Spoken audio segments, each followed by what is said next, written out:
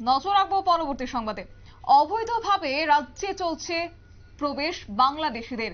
তবে তারই মধ্যে আরো একবার উঠে আসলো সেই চিত্র যেখানে গতকাল বাংলাদেশি নাগরিকদের আটক করা হয়েছে। আগরতলা জিআরপি থানার পুলিশ তাদেরকে আটক করেছে। তবে সেখানে শেষ বেলায় একসঙ্গে 11 জন বাংলাদেশি নাগরিক, মহিলা ছিলেন 5 জন এবং 6 জন পুরুষ, তাদেরকে গ্রেপ্তার করেছে আগরতলা রেল স্টেশন থেকে। তারা অবৈধ উপায়ে বাংলাদেশ থেকে ভারতে প্রবেশ করে এখানের মধ্যে কেউ বেঙ্গালুরু, কেউ দিল্লি, কেউ চেন্নাই, কেউ কলকাতা এবং কেউ বা আবার উড়িষ্যায় যেতে চেয়েছিল ট্রেনে করে।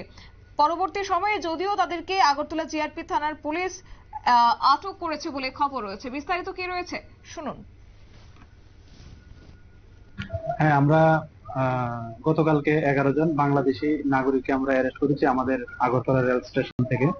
তো তারা প্রত্যেকেই অবৈধভাবে ভারতে প্রবেশ করে এবং তারা জিজ্ঞেস করলে বিভিন্ন জায়গায় যেতে, কেউ উড়িষ্যা, কেউ কলকাতা, কেউ বেঙ্গালুরু, কেউ চেন্নাই এরকম বলেছে যেতে চেয়েছিল।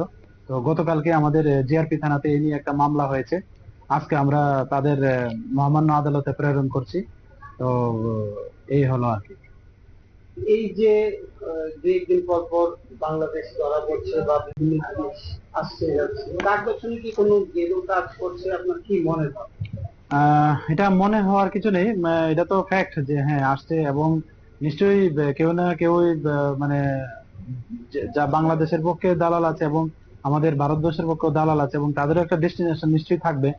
তো এটা নিয়ে আমরা যারা সিক্রেট এজেন্সি গুলো আছে প্লাস আমাদের যে আরো কেন্দ্রীয় সংস্থাগুলি আছে তারাও এই বিষয়টা দেখছে এবং আমরাও তাদের সঙ্গে তাদের যে ইন্টারোগেশন বা আনুষঙ্গিক যে সবকিছু আছে আমরা এগুলা করেসপন্ডিং করছি এবং আমরা এগুলা দেখছি।